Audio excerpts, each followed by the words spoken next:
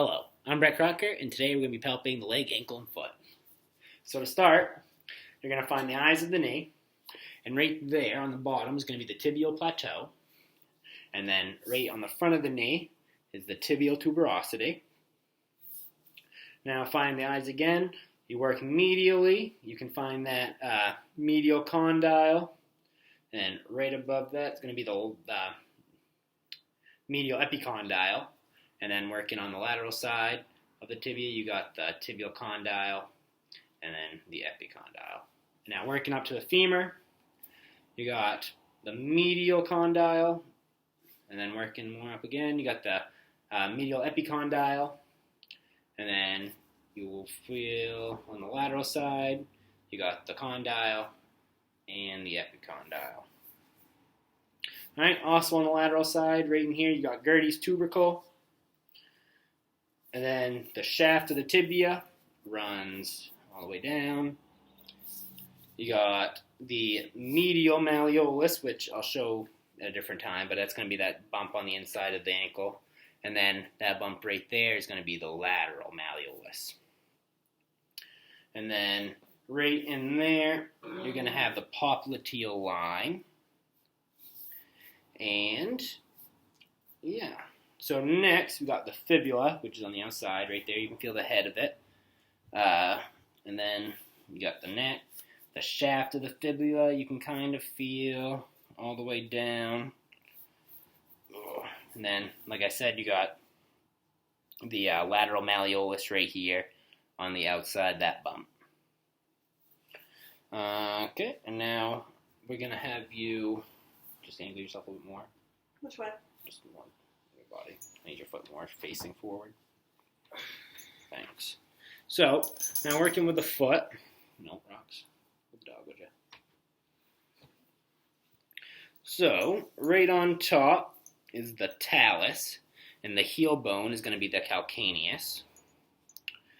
Alright, and now, right here on the toes, you got the distal phalanges, the head base of each toe. Oh, she's good. She's running away right now. Alright, you can feel the head of the distal phalanges. Alright, and then you work a little bit more closer in. You're going to get to the middle phalanges, the head, the shaft, and the base of each one. Feel them right in there. And then right in closer again, you're going to get the proximal phalanges of each toe. 1, 2, 3, 4, and the fifth toe being the pinky. Ooh. Now next, we got the metatarsals, which are going to be the longer ones that make up the foot. You got 1, 2, 3, 4, and 5. This one right here. And then up there, you got the cuneiforms. We got 1, which is the medial one. 2, which is going to be in the middle, and then 3, which is going to be on the lateral side. And then after that, on the outside, right in there, you got the cuboid, and an easy way to find that is right there. That bump on the outside of the foot is going to be the 5th styloid process, and then right a little bit more superior to that is the cuboid.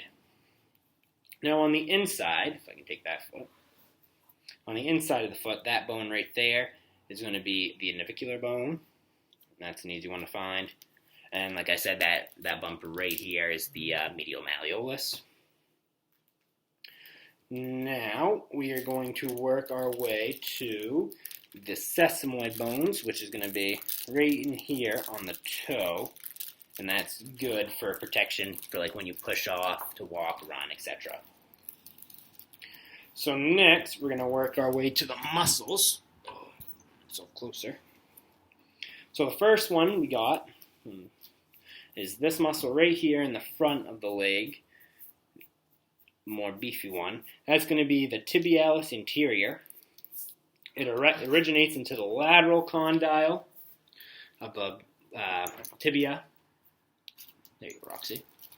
Of the lateral condyle of the fibula, and it inserts into the first medial cuneiform at the base. So, right in there. Roxy, hold on to your toy. The second, the second muscle we're going to be working with is the extensor digitorum longus, which is going to originate into the lateral condyle of the tibia again. So, we come right here, and that's going to be the lateral condyle, and that's going to insert into phalanges 2 through 5, so right in here. And then after that, we got the extensor hallucis longus, and I should add, this is all in the interior compartment, so this is going to be working in the front, and then we'll be working into the lateral, the posterior side, etc. So the extensor hallucis longus, that's going to originate into the middle half of the fibula. Roxy, come on. Sorry, my dog's a little crazy. Where was I? Take your toy. So, extensor hallucis longus is going to originate into the middle half of the fibula, right in here into the intersosseous membrane, and it's going to insert into the base of the phalanx of the great toe, so right into the great toe. Next is the peroneus tertius. Peroneus means fibula, so whenever you see that, you know that you're going to have to look into the fibula. And it's going to originate into the distal third of the fibula, so right in here, and then the intersosseous membrane. And it's going to insert into the dorsal, so top part, of the fifth metatarsal, so right into here. That hurt? Not bad. So the tibialis anterior, that's going to work with dorsiflexion and inversion. So dorsiflexion is when the foot goes up, and inversion is going to be when the foot inverts. The extensor digitorum longus is going to deal with extension of the toes 2 through 5. The hallucis longus works with the great toe extension and ankle dorsiflexion. So again, dorsiflexion is going up. Plantar flexion is when the foot goes down. And then the peroneus tertius, that works with ankle dorsiflexion and eversion. So eversion is when the foot kind of goes awkwardly out. So next, moving on to the lateral compartment. So the lateral compartment is going to be on this side of the foot. The first one is the peroneus longus, and like I said, the peroneus means the fibula. So that's going to originate into the lateral tibial condyle and the head and proximal 2/3 of the fibula. So the fibula, you got the head, proximal 2/3, going to be right in through here, and it's going to insert into the base of the first metatarsal, which will be right down here. So it's gonna run and come in right down there. And then the peroneus brevis is going to be the last lateral compartment. That's going to be the distal part of the fibula, right in here. And then it's going to insert into the styloid process of the fifth metatarsal. So that, like I said, that bump right here on the outside of the foot. Oh, my sesamoid hurts. Holy. So the next part we're going to go to is the gastrocnemius. Do you want to lay on your side? Which way? This way? Yeah, facing this way. Obviously. Take the dog with you. Alright. So the gastrocnemius is going to be this big bone right here. Big muscle right here. Right? And that's what you can feel when you do like calf raises and stuff. It's going to originate into the medial and lateral femoral condyles. So, Roxy, go. So it's going to be originating right in here, on the outside and inside, and it's going to insert, just like, Roxy. So it's going to insert, just like the other posterior compartment muscles, it's going to insert into the calcaneus, and this is going to be via the Achilles tendon. Next one is the soleus, and the soleus is the one where it's going to run on the outside, on the lateral side, and it kind of curves in, and that's also going to insert into the calcaneus via the Achilles tendon. And then the last one is the plantaris. The plantaris is right there. It originates in the linea aspera of the femur. So the linea aspera is going to be right in there of the femur. It's going to be that line on the femur. And it's going to insert into the calcaneus. That's not via the Achilles tendon like the other two. So the gastroc and the soleus insert into the the calcaneus via the Achilles tendon. That doesn't use the Achilles tendon. And then all of those are going to help with plantar flexion. The gastrocnemius and the soleus more so than the plantaris. The plantaris is just for weak plantar flexion. So now the next one we got is the tibialis posterior, and this is working with the deep posterior. So that is going to originate into the medial posterior of the tibia. So middle posterior, right in here, and it's going to insert into the navicular, so that bone right here on the outside of the foot, and it's also going to insert into the medial cuneiforms. So the medial cuneiforms are going to be right in there on the top of the foot, and it's going to deal with plantar flexion. The next one is the flexor digitorum, so working right here out back, it's going to originate into the posterior tibia. So right here, the tibia posterior is going to be in there. And this is the deep part, so this is going to be harder to palpate. It's going to be way back in there. And that's going to insert into the base of distal phalanges, 2 through 5.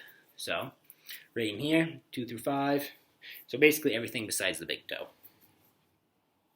And last, but certainly not least, and that's going to deal with flexion of the toes 2 through 5. And last but not least is the flexor hallucis longus. So that's going to be right in here in the back. It's going to work, it originates in the posterior fibula, so the posterior back of the fibula, and it's going to go insert into the distal phalanx of the great toe. So this one's actually going to come kind of through the bottom. All three of those run down through the bottom and connect up. And that's going to work with great toe extension. Okay. So now, moving on to joints. You want to sit back up? Oh, I'm getting sweaty. What? Just leave her. Where to come up? I don't want to run right now. Yes, you can sit up. Yeah. Okay. So, working with joints. Now, the main joint we're going to be working with is synovial. So, the first one we're doing is the proximal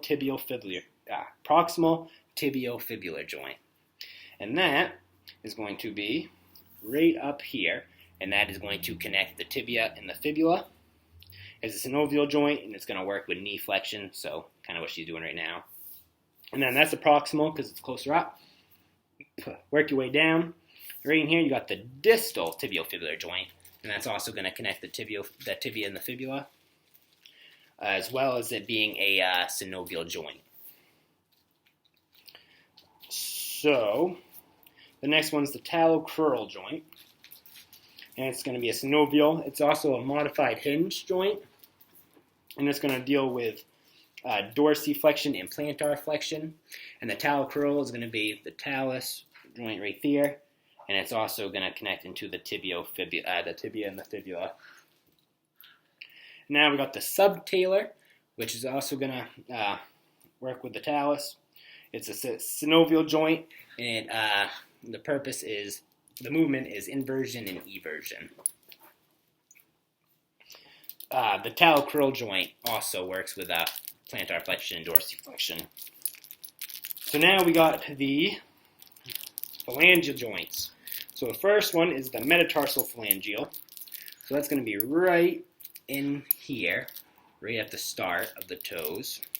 Toes 1 through 5. That's a condyloid joint, by the way. And it's going to deal with flexion and extension. And then right here, you got the proximal. The closer in you get is going to be the proximal interphalangeal joints. And that's a synovial hinge joint, and that's going to work with flexion and extension, as well as the distal, so the farthest one into the phalanges, the distal interphalangeal joint. That's also a synovial joint, hinge joint, and it also works with flexion and extension. Alrighty. So now we're going to work our way into ligaments. So, if I can have you want to just come a little bit closer, please? Scoot down. Yeah, just a little bit. Thanks. Okay, so the first connective tissue we're going to work with, first ligament, is going to be the anterior tibiofibular joint. My dog's over there chewing on a chew toy. So the purpose of this is protect against inversion, the injuries with the inversion of the ankle. And that ligament is going to be right in there. And it also prevents the foot from sliding forward when it plants. This is actually going to be one of the more common injuries. The next one is going to be anterior talofibular ligament. So that's going to be right here with the talus and the fibula. And that protects against plantar flexion. Too much, you know. You can kind of feel it right in there. Next is the calcaneofibular ligament. The calcaneofibular ligament is going to be running right across here on the lateral side. And that protects against pure inversion. Now, if we want to work, I just need this one. On the inside, you got like a little triangle of joints right here. That's going to be the deltoid ligament, and that protects against eversion. So the ankle cam right here against a valgus force. Next, we got the Achilles tendon. Achilles tendon is going to be in the back of the foot. That's, you know, when you push off, you're going to get some power from that. A lot of serious injuries come from the Achilles tendon when that busts. And then you got the plantar fascia, which is on the bottom of the foot. That's a stronger skin where the foot's always on ground. Good chance for it to get hurt, cut. So the plantar fascia is going to be good for protection against that. And then last but not least is the interosseous membrane, which is going to be right in here, and that's going to stabilize the fibula.